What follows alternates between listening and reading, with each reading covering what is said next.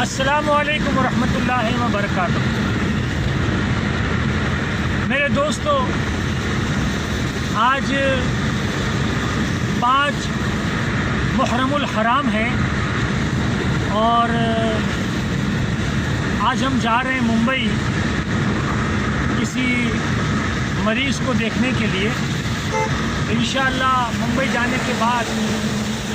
اگر کسی بزرگ کے آستانے پر اگر حاضری کا موقع ملا تو انشاءاللہ وہ بھی آپ کو دکھا دیا جائے گا۔ اور ابھی ہم دوران سفر ہے اور دوران سفر میں ہمارے ہر دل عزیز قبلہ جناب سرفراز بھائی نے مجھ سے کہا کہ آپ حضرت امام حسین علی مقام علیہ السلام کے تعلق سے آپ کچھ بتائیں۔ تو میرے دوستو، حضرت امام حسین علیہ السلام کے تعلق سے 1400 سال سے امت کو ہمارے علماء نے، ہمارے مجددین نے، مجتہدین نے، مفسرین نے اور محدثین نے بہت کچھ بولا، بہت کچھ لکھا،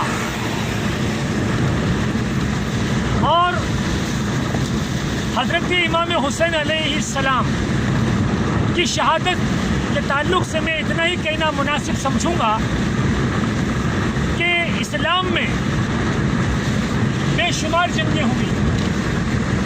اور ہزاروں لاکھوں لوگ شہید ہوئے،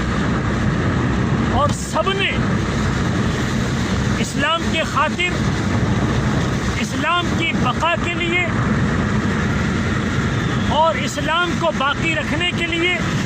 شریعت کو قائم رکھنے کے لیے ہمارے مجاہدین نے، ہمارے غازیوں نے، صحابہ کرام نے تن من دھن سے اپنی قربانی دی، لیکن وہ وقت بوقت کبھی یاد کیا جاتا ہے، کبھی یاد نہیں کی جاتی۔ ان کی شہادتیں کو ہم سلام کرتے ہیں، ان کی قربانیوں کو امت سلام کرتی ہے، اور کل قیامت کی صبح تک ان کی قربانیوں کو یاد کیا جائے گا۔ لیکن ان کی قربانی، ان کی شہادت، ان کی جدوجہد صرف کتابوں کے اوراق میں رہ گئی، تاریخ کے اوراقوں میں رہ گئی،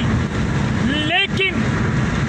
حضرت امام حسین علی مقام علیہ السلام کی شہادت پر ہم قربان ہیں کہ آپ کی شہادت وہ شہادت ہے کہ آج 1400 سال ہونے کے باوجود، گزرنے کے باوجود، آج بھی امت ان کی شہادت کا غم منا رہی ہے، ان کی شہادت پر آنسو بہا رہی ہے، اور ان کی شہادت کو یاد کر رہی ہے۔ کیوں؟ اس لیے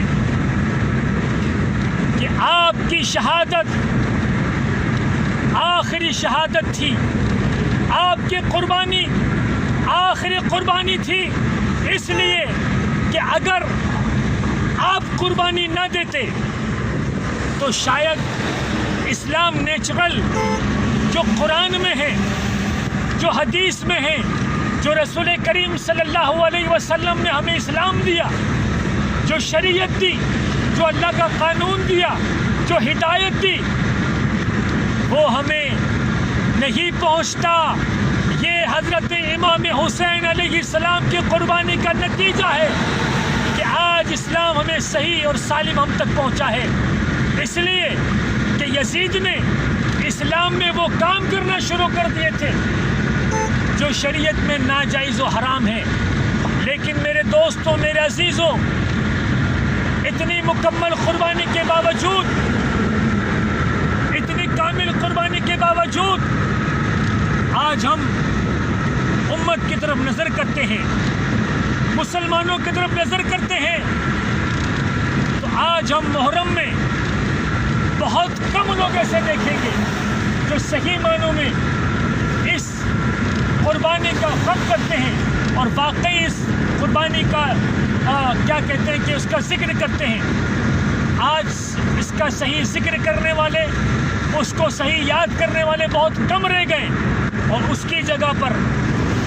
آج ہم دیکھ رہے ہیں کہ اسلام میں اور محرم میں وہ خرافات ہو رہی ہیں، وہ رسومات ہو رہی ہیں جو اسلام میں، جو شریعت میں بالکل قطعاً ناجائز و حرام ہے،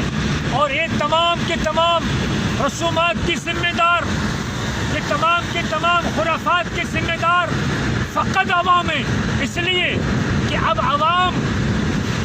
علماء کی بات کو نہیں مان رہی ہے، عالموں کی بات کو نہیں مان رہی ہے، وہ ان کی جہالت اس حد تک بڑھ گئی ہے کہ وہ نہ عالموں کی بات مان رہے ہیں، نہ علماء کی بات مان رہے ہیں، نہ مسجد کے ائمہ اماموں کی بات مان رہے ہیں، نہ پیروں کی بات مان رہے ہیں، اور آج محرم میں اتنے خرافات ہوتے ہیں کہ شاید کسی اور تہوار میں اتنے خرافات نہیں ہو رہے ہوں گے۔ میرے دوستوں، میرے عزیزوں، حضرت امام حسین علیہ مقام نے قربانی اس لیے نہیں دی تھی کہ آپ تعزیہ دیکھنے جاؤ اور وہاں پر میلہ کرو اور اپنی عورتوں کو اور اپنی لڑکیوں کو لے جاؤ اور وہاں پر تم نمائش کرو، حضرت امام حسین علیہ السلام کی قربانی کو یاد کرو۔ لیکن آج ہم اکثر و بیشتر یہی دیکھتے ہیں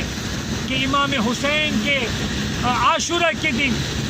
ایسے ایسے ماتم لوگ کر رہے ہیں جس کا دور دور تک اسلام میں کوئی بھی